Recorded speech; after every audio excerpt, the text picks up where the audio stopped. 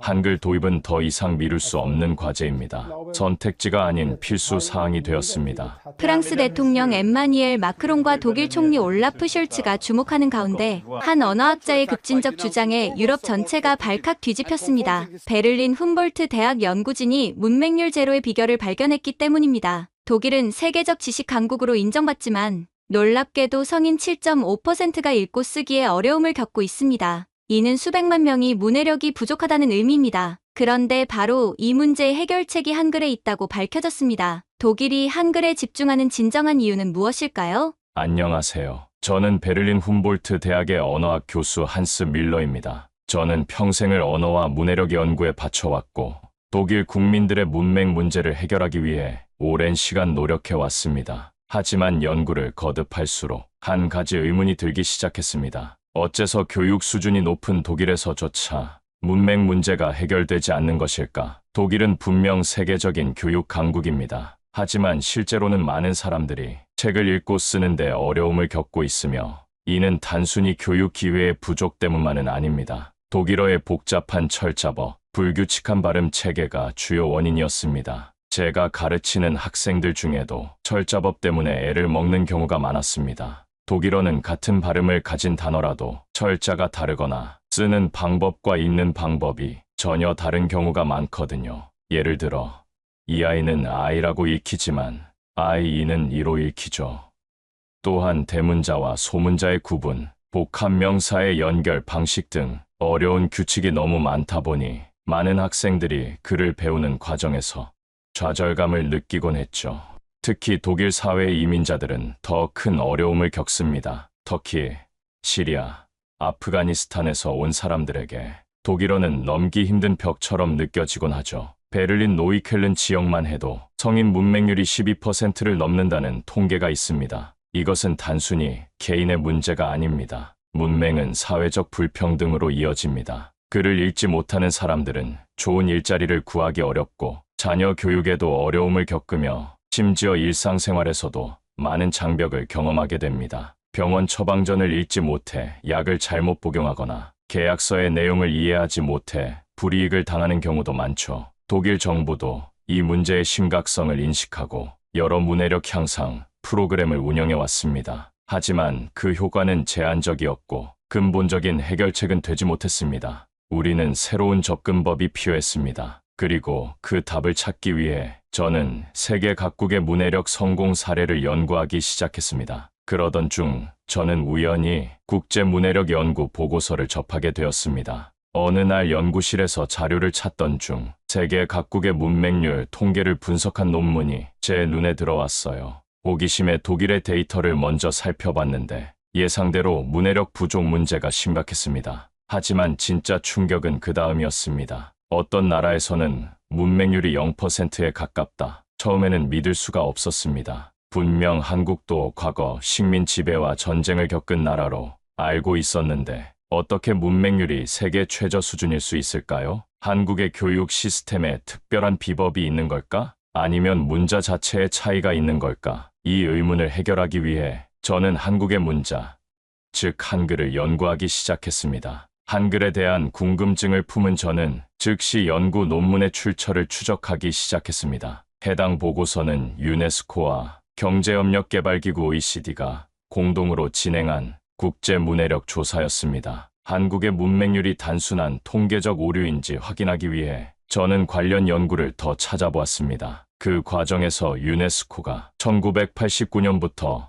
세종대왕 문해상을 운영하고 있다는 사실을 알게 되었어요. 문해, 교육 발전에 기여한 국가나 기관에 수여되는 상이었는데 한국의 문해율이 높은 이유가 바로 세종대왕이 만든 한글 덕분이라는 점이 강조되어 있었습니다. 더 놀라운 사실은 한국의 문맹률 변화 속도였습니다. 1945년 해방 당시만 해도 한국의 문맹률은 78%에 달했다고 합니다. 그런데 1970년대에는 이미 13%로 감소했고 1990년대에 이르러서는 사실상 0%에 가까워졌다는 거예요. 단 50년 만에 이룬 기적 같은 변화였습니다. 세계 역사상 이렇게 단시간에 문맹률을 극적으로 낮춘 나라는 없었습니다. 저는 이 데이터를 여러 번 확인했습니다. 오류일 거라고 생각했으니까요. 하지만 여러 국제기구의 보고서와 학술 논문들이 모두 같은 결과를 보여주고 있었습니다. 그래서 저는 더 깊이 파고들기로 했습니다. 한국의 문해 교육 정책,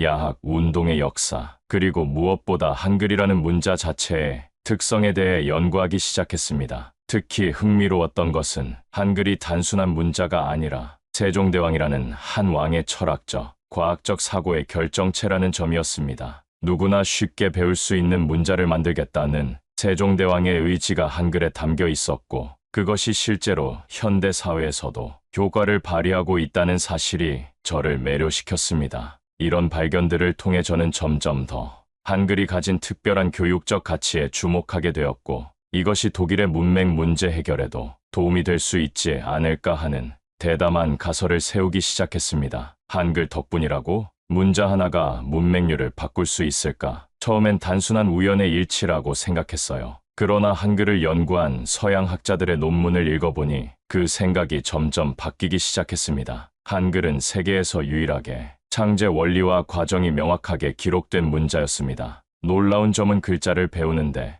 단 하루면 충분할 정도로 직관적이고 체계적이라는 것이었습니다. 더 깊이 알아보기 위해 저는 한국의 교육 방식과 문해, 교육 프로그램에 대한 자료를 찾아보기 시작했습니다. 그리고 마침내 한국이 어떻게 문맹률을 0% 가까이 유지할 수 있었는지 그 비밀을 알게 되었습니다. 이제 저는 한글이 단순한 문자가 아니라 문맹 문제를 해결할 수 있는 강력한 도구일지도 모른다는 가능성을 진지하게 고민하기 시작했어요. 한국의 문맹률이 세계 최저 수준이라는 사실을 확인한 후 저는 더 이상 이 문제를 가볍게 넘길 수 없었습니다. 한글이 정말 그렇게 배우기 쉬운 문자라면 직접 배워보는 게 빠르지 않을까? 그날 밤 저는 인터넷에서 한글 배우기 강의를 찾아보기 시작했습니다. 한국어를 전혀 모르는 상태였지만 놀랍게도 단 몇 시간 만에 한글의 기본 구조를 이해할 수 있었습니다. 영어를 배우는데 수년이 걸린 것과 비교하면 믿을 수 없는 속도였습니다. 한글의 자음은 사람이 말을 할 때 사용하는 발음 기관을 본떠 만든 것이었고, 모음은 하늘, 땅, 사람을 상징하는 철학적 원리로 만들어졌다는 사실을 알게 되었습니다. 한글 창제의 원리를 설명하는 자료를 읽으면서 저는 점점 더 깊이 빠져들었어요. 이렇게 체계적인 문자가 있다니, 특히 한글의 자음, 기역은 혀가 목구멍을 막는 모양을, 니은은 혀가 입천장에 닿는 모양을 본떴다는 설명에 저는 언어학자로서 큰 감동을 받았습니다. 음성학의 원리를 정확히 반영한 문자라니, 제가 수십 년간 연구해온 음성학 이론이 600년 전 한국에서 이미 문자 체계에 적용되었다는 사실이 믿기지 않았습니다. 또한 한글의 모음 체계도 매우 과학적이었습니다. 기본 모음, 이를 바탕으로 나머지 모음들이 체계적으로 파생된다는 원리는 현대 언어학의 모음 사각도 이론과도 놀랍도록 일치했습니다. 게다가 자음과 모음을 결합해 음절을 만드는 방식이 마치 레고 블록처럼 논리적이고 직관적이었습니다. 예를 들어 기역과 아를 결합하면 가가 되고 여기에 응을 더하면 강이 되는 식이죠.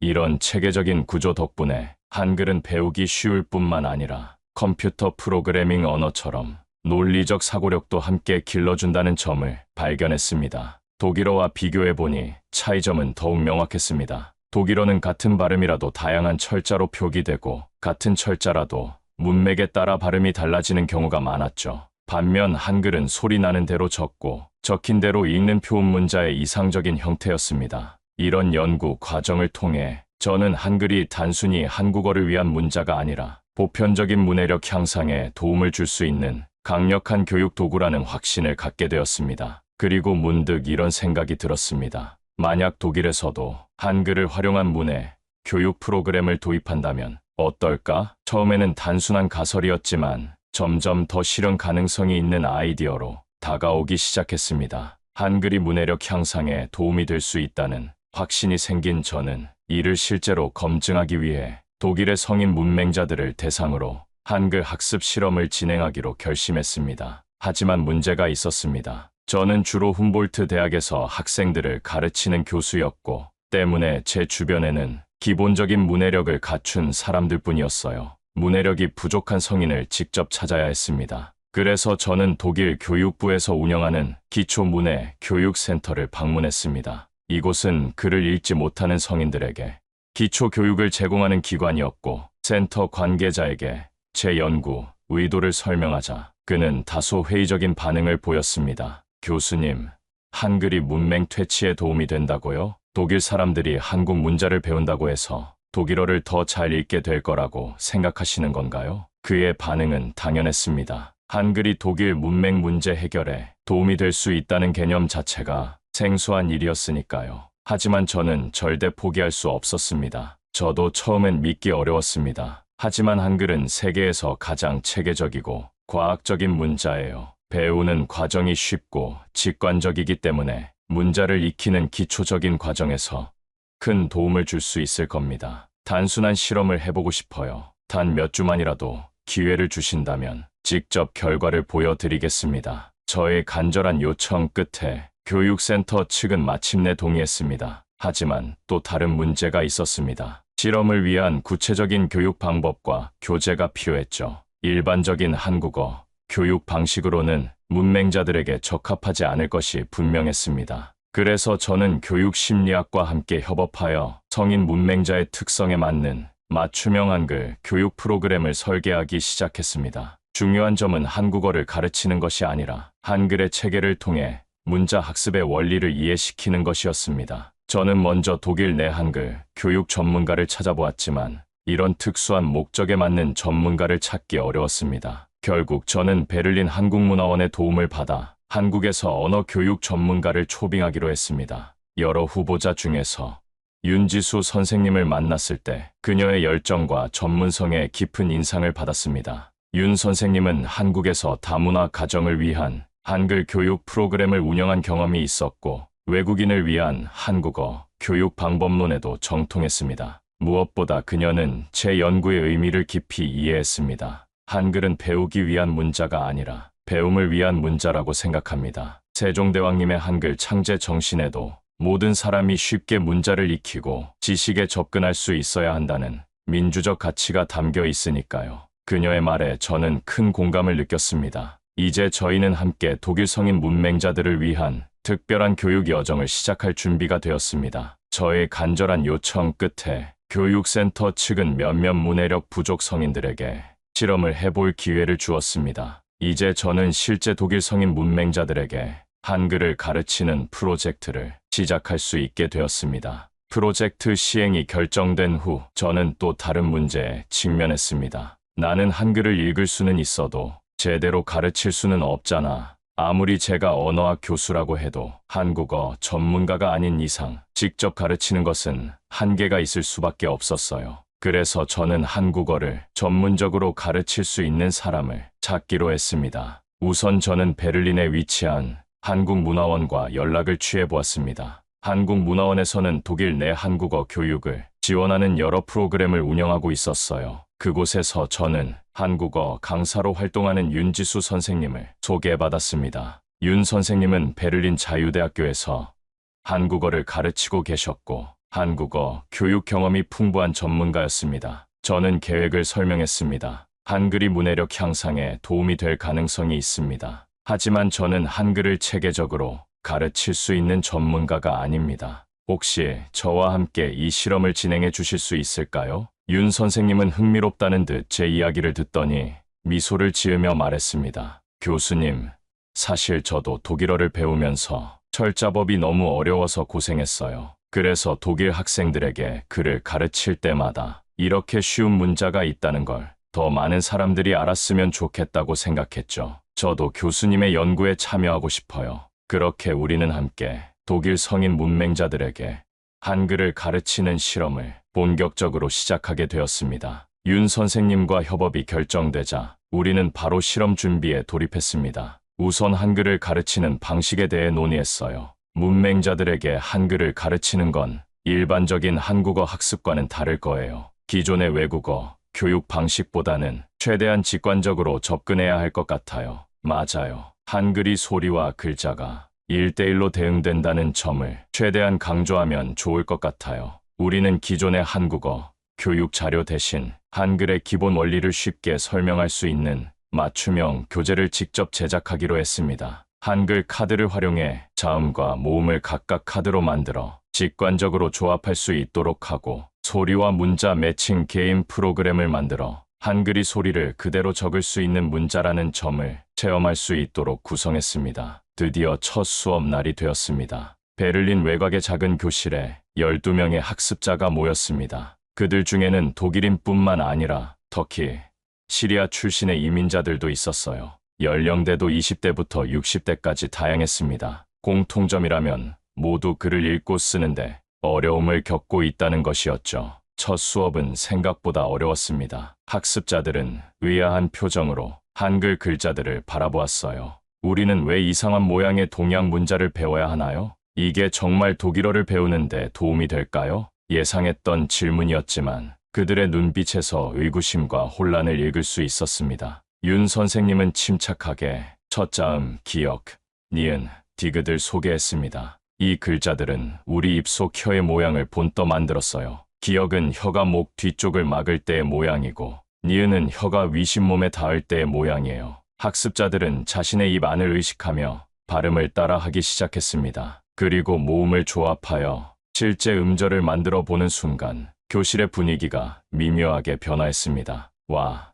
정말 이렇게 하면 소리가 나오네요. 다른 글자랑 달리 규칙적이어서 이해하기 쉬워요. 이것은 작은 시작이었지만 저희에게는 희망의 신호였습니다. 한글 수업이 시작되었을 때 우리는 곧바로 예상하지 못한 장애물에 부딪혔습니다. 처음에는 학생들이 흥미를 보이는 듯 했지만 시간이 지날수록 몇몇 학생들의 표정이 굳어졌습니다. 우리에게 필요 없는 문자 아닌가요? 독일어도 못 읽는데 왜 한국 문자를 배워야 하죠? 어느 정도 예상했던 반응이었지만 막상 눈앞에서 들으니 적잖이 당황스러웠습니다. 윤지수 선생님이 차분한 목소리로 설명했어요. 맞아요. 한글은 독일어와 전혀 다른 문자입니다. 하지만 한글은 배우기 쉬운 문자예요. 이걸 먼저 익히면 문자를 읽는 원리를 이해하는 데 도움이 될 거예요. 하지만 일부 학생들은 고개를 저으며 수업에 집중하지 못하는 듯 보였습니다. 저는 고민에 빠졌습니다. 혹시 내 연구 자체가 틀린 걸까? 그러던 중 한 학생이 손을 들었습니다. 그는 50대 후반의 중년 남성이었고 지금까지 수업 내내 조용히 있던 사람이었어요. 교수님, 한글은 정말 쉽다고 했죠? 그럼 제 이름을 한글로 써 볼 수 있나요? 저는 당황했지만 윤지수 선생님이 재빨리 웃으며 대답했습니다. 좋아요. 한글은 발음을 그대로 적을 수 있는 문자예요. 우리가 함께 여러분의 이름을 한글로 써볼까요? 그때부터 분위기가 달라지기 시작했습니다. 학생들은 저마다 자신의 이름을 한글로 써보려 했고 예상보다 훨씬 빠르게 글자를 조합할 수 있었습니다.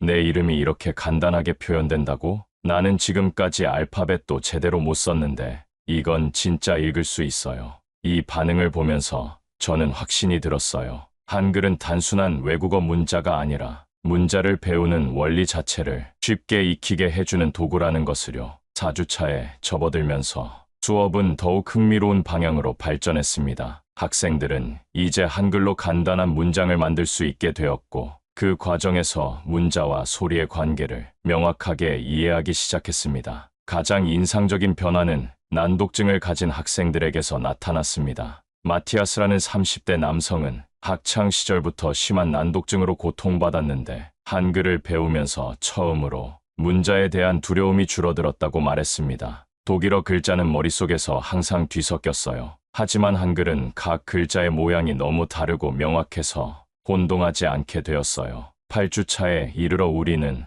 한글로 배운 원리를 독일어에 적용하는 전이 학습 단계로 넘어갔습니다. 학생들은 독일어 단어를 한글로 표기해보고 다시 그것을 독일어 철자로 바꾸는 연습을 했습니다. 놀랍게도 이 과정에서 독일어 철자에 대한 이해도가 크게 향상되었습니다. 실험이 끝나갈 무렵 우리는 체계적인 평가를 실시했습니다. 그 결과는 정말 놀라웠습니다. 12명의 참가자 중 10명이 독일어 읽기 능력에서 유의미한 향상을 보였고 특히 철자와 발음의 연결에서 큰 진전을 이루었습니다. 가장 감동적인 순간은 60세의 안나 할머니가 생애 처음으로 동화책을 읽었을 때였습니다. 저는 평생 글을 못 읽어서 손녀에게 책을 읽어주지 못했어요. 이제는 할 수 있게 되었네요. 그녀의 눈에는 눈물이 고여 있었습니다. 터키 출신의 메흐메트는 이제 직장에서 받는 서류를 스스로 읽을 수 있게 되었다며 기뻐했습니다. 전에는 항상 누군가에게 도움을 청해야 했어요.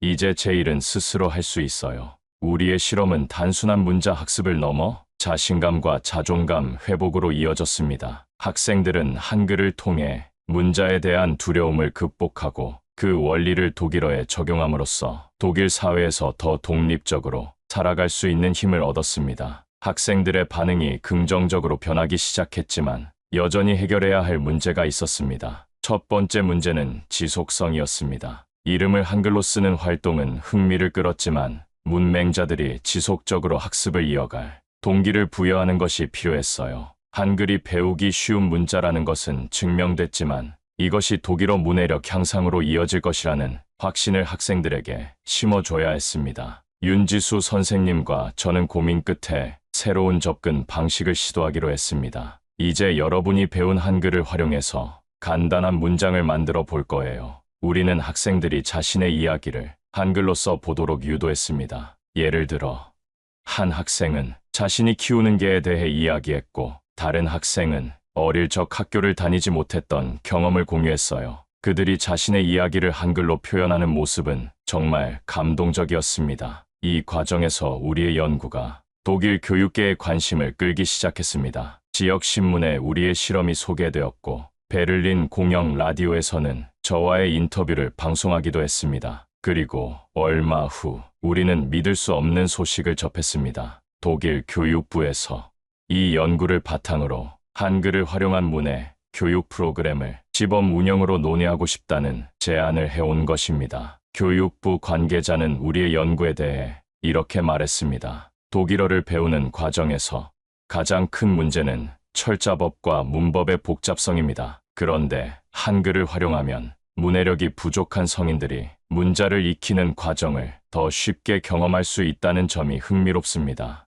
이 프로그램을 더 확대해 볼 가능성이 충분하다고 생각합니다. 물론 모든 사람이 우리의 접근법에 동의한 것은 아니었습니다. 전통적인 교육 방식을 선호하는 일부 교육자들은 외국 문자를 도입하는 것이 오히려 혼란을 가중시킬 수 있다며 비판적인 의견을 제시했습니다. 하지만 실제 데이터와 학습자들의 변화는 이러한 비판을 극복할 만큼 강력했습니다. 독일 교육부는 한글을 이용한 기초 문해력 교육 프로그램을 시범적으로 운영하기로 했어요. 즉, 한글이 단순한 연구 대상이 아니라 독일의 문맹 문제 해결을 위한 실제적인 도구로 자리 잡을 가능성을 갖게 된 것입니다. 저는 다시 한번 한글의 위대함을 깨달았습니다. 세종대왕이 모든 사람이 쉽게 배우도록 만들었다는 그 한글이 600년이 지난 지금 독일에서도 빛을 발하고 있다니 말이죠. 과거 한국도 문맹률이 높았던 시기가 있었습니다. 그러나 한글을 통해 단기간에 문맹을 퇴치할 수 있었죠. 그리고 지금 우리는 독일에서도 같은 변화를 일으키고 있었습니다. 이 연구를 마치면서 저는 한 가지 결심을 했습니다. 이 연구가 끝이 아니라 시작이 되어야 한다는 것. 단순히 연구 논문으로 남기는 것이 아니라 독일뿐만 아니라 다른 유럽 국가에서도 한글을 활용한 문해 교육이 이루어질 수 있도록 앞으로도 계속 노력하겠다고 다짐했습니다. 특히 문맹률이 높은 개발도상국에서 한글의 원리를 적용한 교육 방법이 더 큰 가치를 발휘할 수 있을 것이라 믿습니다. 유네스코와의 협력을 통해 전 세계 문해력 향상 프로젝트에 한글의 원리를 접목하는 방안도 모색하고 있습니다. 한글은 단순한 한국의 문자가 아닙니다. 그것은 인류의 소중한 문화유산이자 지식 접근성의 평등을 실현할 수 있는 강력한 도구입니다. 600년 전 세종대왕의 꿈이 21세기 독일에서 새롭게 피어나고 이것이 다시 세계로 퍼져나가는 모습을 상상하면 가슴이 벅차오릅니다. 오늘 이야기 어떠셨나요? 혹시 여러분도